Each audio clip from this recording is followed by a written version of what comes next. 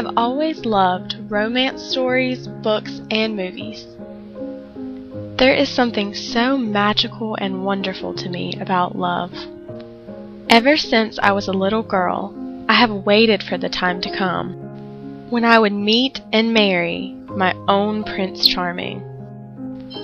That path to happily ever after began for me on July 28, 2011. Michael and I had been dating since I was a senior in high school for almost 2.5 years. He was just what I had and had not hoped for, perfect for me in every way. It was the middle of summer, and the two of us were on vacation with my family. My dad, mom, sister, Michael, and I had piled in a van to take a week-long road trip to Washington, D.C., the Berkshire Mountains in Massachusetts, and Boston. We had traveled to D.C. and the Berkshires, and now found ourselves on our last stop of the trip, Boston.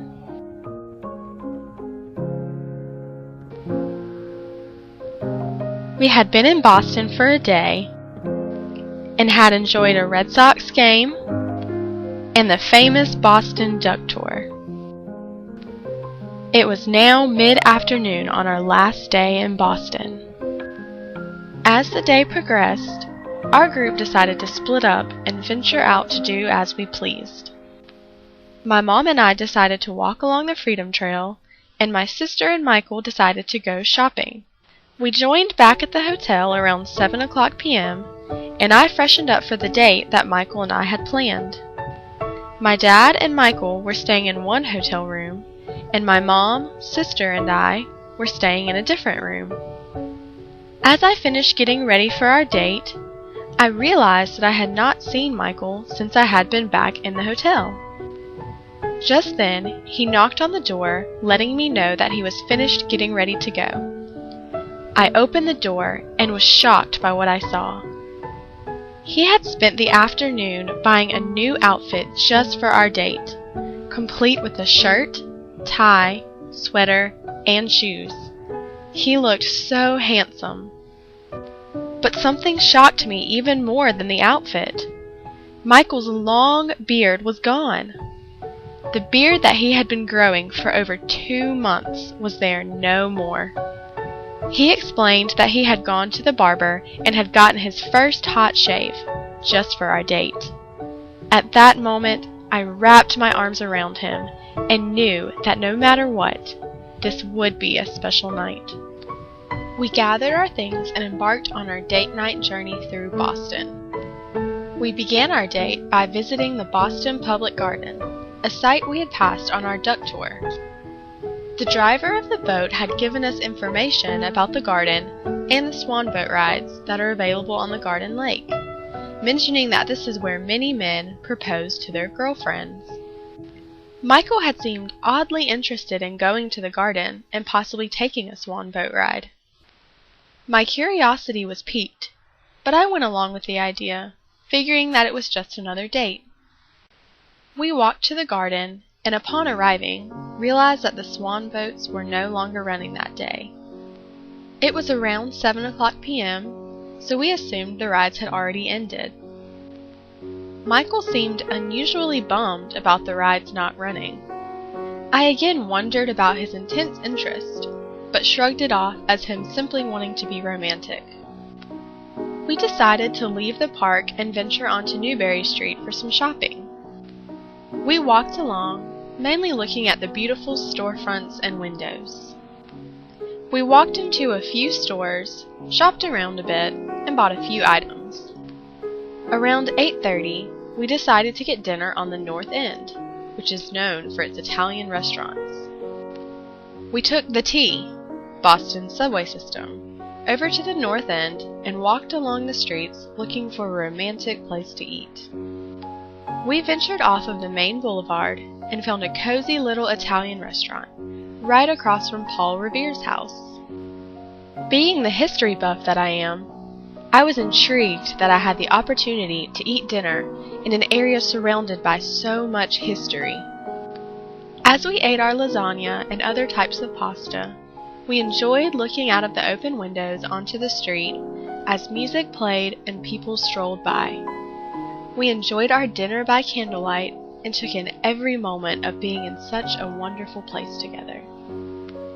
After we finished eating dinner, we decided to walk along the Freedom Trail to the Old North Church. My mother and I had walked the Freedom Trail earlier that day, but had not been able to reach the Old North Church due to time. We walked along, enjoying the general splendor of the Boston nightlife and the history that surrounded us. We finally reached the church, and I was happy to be able to view something so historically significant and famous. As it got later, we decided to take the T back over to the Boston Garden to simply sit and enjoy the cool night air. As we approached the garden, we walked hand in hand, enjoying each other's company. We strolled around the garden and made our way to a bench that overlooked the lake. We sat down and enjoyed the view of the city lights gleaming off the placid water. The lights from the buildings looked like glitter sprinkled onto the dark lake. It was such a romantic moment as we sat together, viewing the sights of the city and listening to a guitarist play on the nearby bridge. We talked to each other about our time on the trip and how much we enjoyed being with each other and my family. As we sat there, we suddenly noticed that on the nearby dock there was a homeless man sleeping.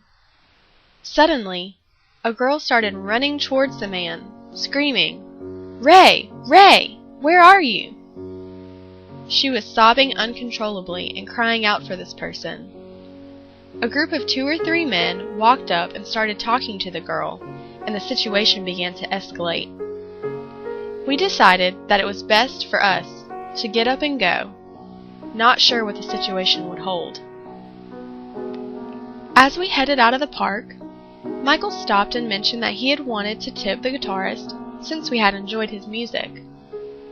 Unsure of why he was so insistent on returning to the bridge, I went along with his request and we walked toward the guitarist. The man was packing up his guitar and his belongings as we approached him. We greeted him and told him how much we enjoyed listening to his music. He had seen us sitting on the bench and thanked us for listening. Suddenly, Michael asked a question I was not prepared for. He asked the guitarist if he knew any train songs, namely, "Marry Me."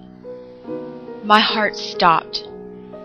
This song had been one of our favorites, and the thought of him using this song to propose quickly popped into my mind. Much to Michael's dismay, the guitarist admitted that he did not know the song. Michael attempted to retract his request, stating that he simply loved train songs. We thanked the guitarist again, provided him with a small tip, and continued walking through the park. We walked a little ways and stopped at a bench near a bed of flowers. Michael hugged me for a little while and then pulled away, asking why my heart was beating so fast. Embarrassed, I responded with confusion and claimed that it wasn't beating fast at all. Earlier that night at dinner, Michael had asked me what my 3 favorite parts from the trip were.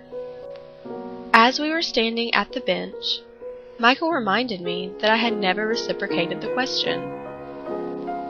I then asked him, and he responded with you, you, and you. But you know what would make this trip even better? Suddenly, he dropped to one knee and pulled out an illuminated box that held the most beautiful ring I had ever seen. He professed his love, saying that he wanted to spend the rest of his life with me.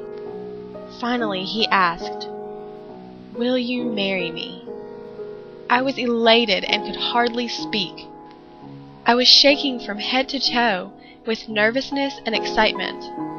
I wrapped my arms around him as he knelt on the ground, and I exclaimed, "Yes, I will." We were in raptures, crying and hugging each other, excited that this moment had finally come. We knew that this was the start of the rest of our lives, and we couldn't have been more thrilled. As I spent the rest of our trip calling my relatives, admiring my ring, and telling my family all of the details of that night, I realized that I had found my Prince Charming and was now becoming a bride. As a girl who had once anticipated this fairy tale ending, I found myself a woman who was embarking on this great journey with the one I love. I was excited about what was ahead for us and the adventures we would embark upon together. I now look upon that summer day in July as one of the most important milestones in my life, and the day that launched me into my own happily ever after.